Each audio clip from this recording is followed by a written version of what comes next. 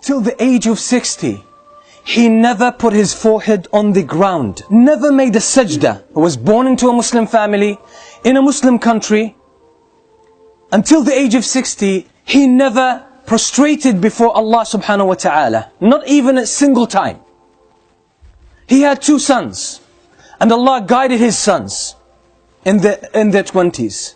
They started practicing them praying, and they tried to give their father da'wah, give him advice, over and over again, but he never responded to his children.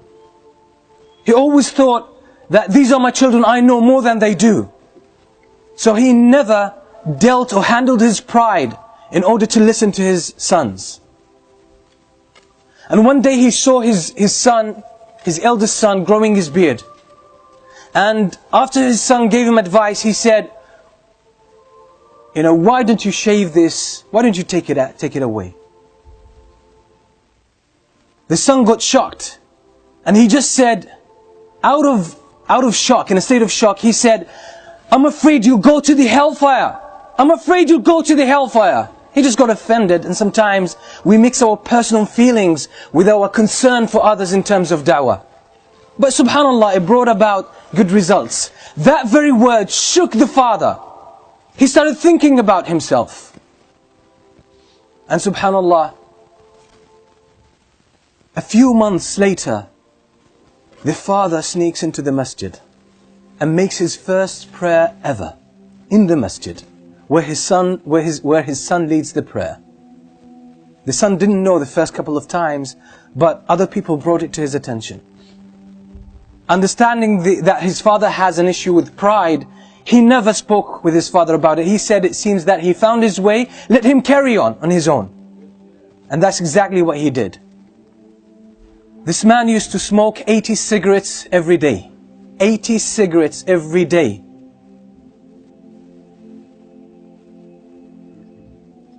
And one day, he decided, I want to give up smoking. And that was after listening to many classes delivered by his own son. He used to hide behind one of the poles in the masjid and listen to his son speaking. Listen to his son preaching, and he got impressed. His head turned around.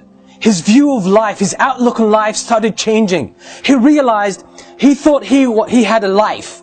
He thought he was leading a good life. But now he realized that this is the real life. It's in the masjid. Real life is when you connect with Allah subhanahu wa ta'ala. That's when you start to feel the sweetness of life and the sweetness of iman. So he started listening to the talks of his son secretly, and even buying some of his tapes and listening to them at home. And ultimately one day, for those who can't give up any kind of addiction, they're stuck with some kind of addiction, cigarettes, alcohol, even any other thing. Sometimes sins could be very addictive. Being unable to lower your gaze. Watching nasty things on the internet and on TV. That's a form of addiction, and people can't break from it. Sometimes it's worse than smoking.